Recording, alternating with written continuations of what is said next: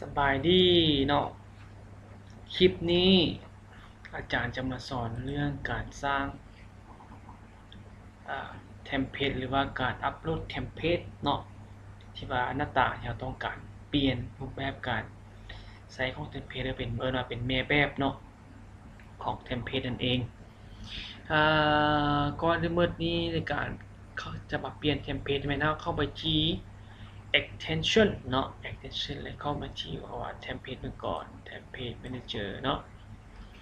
อยู่นี่ template manager อาจารย์เลือกเอาเป็น template ที่อยู่ไหนนี่นะมันมีอยู่แล้วตัวอย่างว่าปัจจุบันนี้มันเป็นลักษณะแบบใดจะมีวงกร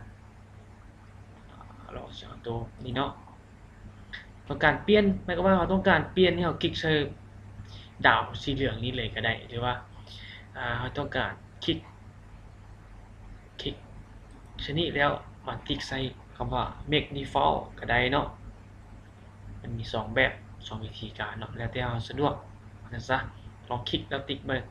make default ก็ได้ที่บอกมันจะเลือกเอาเลยเนาะหลังจากนั้นลองไปวิวไซต์เบิ่งปึ๊บเห็นบ่วิวไซต์เบิ่งอันนี้คือแม่แบบที่เราสร้างมาเป็นวิวไซต์ตัวนี้เนาะถ้าเราต้องการเปลี่ยนแบบใหม่เราก็เลือกคือเมื่อกี้เลยต้องการเลือกเปลี่ยน default มันเป็นตัวแม่แบบสำเร็จเลยเนาะอันนี้คือการเปลี่ยนธรรมดาเนาะต่อไปอาจจะเป็นการดาวน์โหลดเทมเพลตงามๆที่ว่าอยู่ในอินเทอร์เน็ตเนาะที่เราต้องการโหลดมาแล้วมานำใช้เบิ่งว่ามาทดลองว่ามันเป็นอย่างไรเนาะตัวนี้ก่อนอื่นก่อนที่เราจะเอาขึ้นมานี่เราต้องไปดาวน์โหลดเนาะเทมเพลตก่อนเนาะการที่ไปดาวน์โหลดเทมเพลตก่อนหมายความว่าเราต้องเข้าไปโหลดเทมเพลตโอเคอาจารย์สิเข้าไปดาวน์โหลดเทมเพลตก่อนแบบนึงจาก HT โอเคอาจารย์สิใช้เน็ตจักหน่อยเนาะไปโหลดเทมเพลตจักหน่อย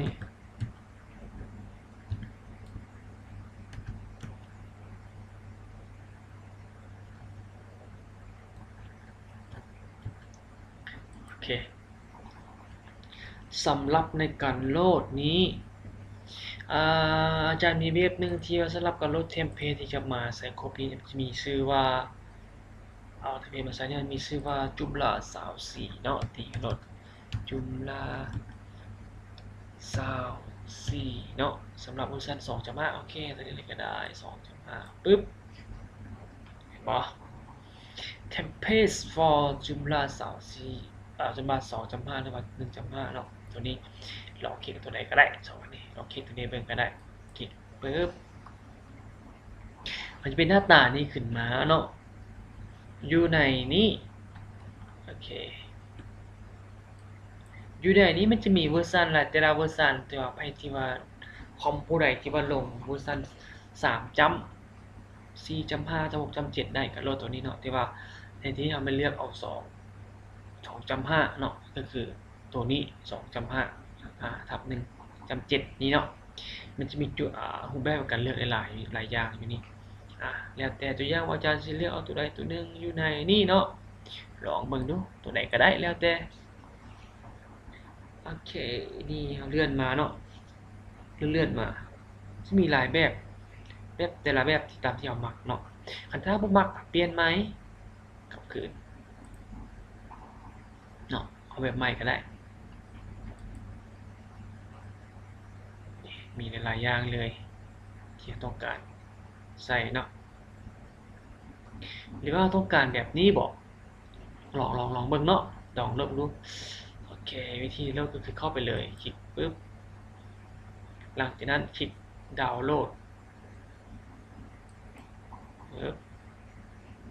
โอเคแล้วขั้นตอนนี้ให้คลิกคำว่าให้ agree แล้วดาวน์โหลดมันจะโหลดอยู่นี่ถ้ามันโหลดแล้วจังไหนก่อนเนาะถ้ามันโหลดแล้วจังไหนก่อนแล้วอาจารย์จะเอาลงให้เบิ่ง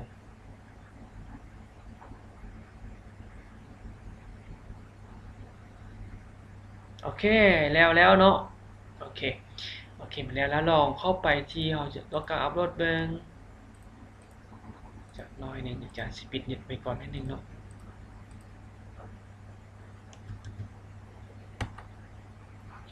ป๊บนึงเมื่อนี้เมื่อเราโหลดแล้วเราต้องการที่ว่าจะเอาไฟล์ที่โหลดมาเมื่อกี้ขึ้นมามาใส่อยู่ในเทมเพลตนี้เราเข้าไปที่ extension แล้ว extension manager ในนี้เราไปเลือกเอาไฟล์ shoot ไฟล์หมายความว่าเป็นเลือกเอาไฟล์ที่เราโหลดแล้วเมื่อกี้นี่เนาะชื่อว่า architect เนาะคลิก shoot ไฟล์ปึ๊บดาวน์โหลดซื้อไฟล์ architect ตัวนี้เนาะ architect open เลยคลิกไฟล์ที่เราลบคลิก open เลยสำเร็จแล้วหลังจากนั้นให้คลิก upload and install โอเคมันจะเขียนว่า install template word successful เนาะหมายว่าสำเร็จแล้วกลับไปเบิ่งคืนเบิ่งเข้าไปที่ extension คืนเนาะแล้ว template manager อยู่ใส่ละโอเคเห็นแล้วเนาะ architect เห็นบ่มีหนึ่งตัวนี้ลองทดสอบใส่เบิ่งคลิกตัวคำว่า set default นี่ปึ๊บเนาะหลังจากนั้นวิวเบิ่งปึ๊บเห็นบ่เขาจะเทมเพลตตัวที่ว่าเขาเลือกเมื่อกี้เนาะที่เป็นเทมเพลตตัวที่โหลดนี่คือตัวนี้ง่ายๆเนาะคันถ้าว่าผู้ใดน้องๆใดต้องการดาวน์โหลดก็เข้าไปเลยที่เว็บไซต์ชื่อว่า Joomla 24เนาะไปที่เวอร์ชัน 2.5 ตัวนี้แล้วก็โหลดตามสบายตามรูปแบบที่เราต้องการมากเนาะการสำหรับในการสร้างอัปโหลดเทมเพลตจะเปลี่ยนเทมเพลตก็มีเพียงเท่านี้เนาะอาจารย์จะสอนตรงนี้แหละคลิปต่อไปอาจารย์จะพาไปสร้างเรื่องการสร้างเมนูหรือว่า article หน้าตาต่างๆเนาะสำหรับการสร้างเทมเพลตแมนมีเท่านี้เนาะโอเคขอบใจที่รับชมเด้อ